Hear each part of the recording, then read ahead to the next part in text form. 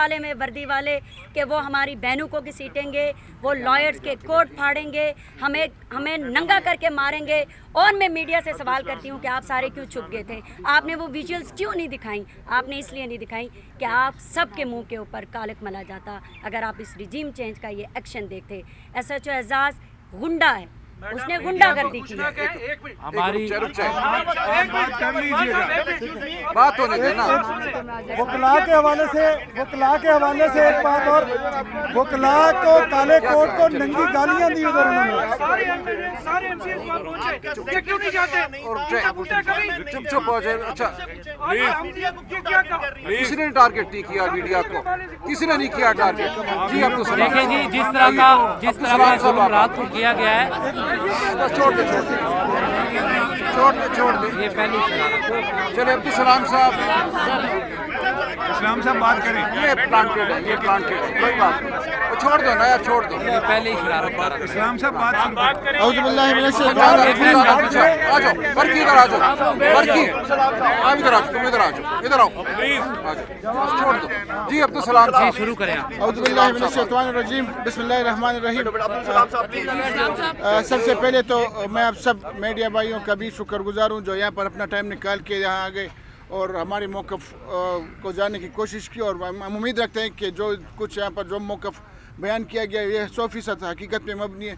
और इसको इंशाल्लाह इस मौक़िफ़ को आप लोग मीडिया पे भी लाएंगे और पूरी कौम को बल्कि पूरी दुनिया को इससे बाखबर रखने में आप लोग अपना किरदार अदा करेंगे। जिस तरह आप सबको पता है कि हर मंगल के दिन खान साहब के साथ फैमिली की मुलाकात का दिन मुकर्रर किया गया है और खान साहब की 3 बहनें हैं, वो आती हैं उस खान साहब से मिलने के लिए।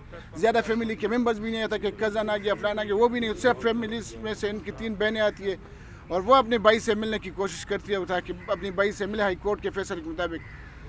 मगर ये किस कानून के तहत, किस मुल्क में, कहाँ पर किसी जमहूरी मुल्क में इस तरह इंसानी हुकूक की पामाली हो कि एक भाई के साथ एक बहन मिल नहीं सकती जेल में, और वो भी फिर हाई कोर्ट के पाकिस्तानी अदालतों के आर्डर्स के मुताबिक वो इसके मुलाकात के लिए नहीं छोड़ते, मुलाकात नहीं करने देती अपनी बहनों के साथ।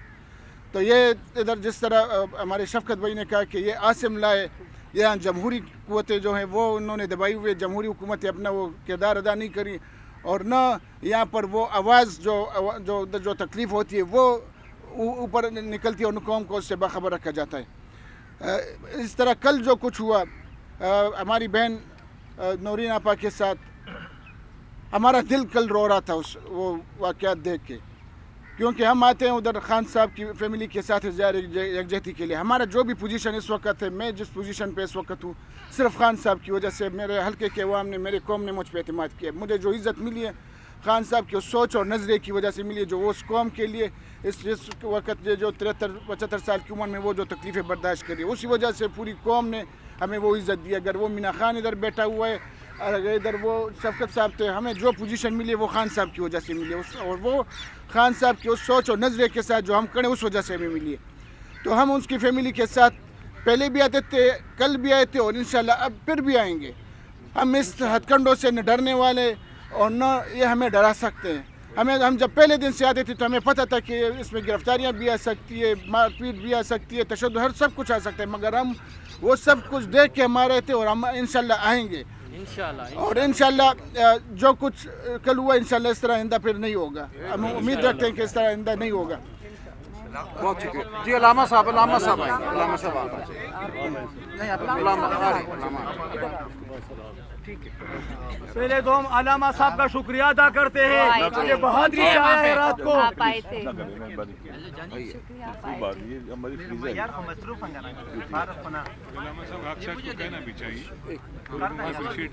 बिस्मिल्लाहिर्रहमानिर्रहीम। शुक्रिया। कल रात जो हुआ ये पाकिस्तान की तारीख के जो स्याह अबवाब है उनमें से एक बाब ये है। दुनिया के जितने भी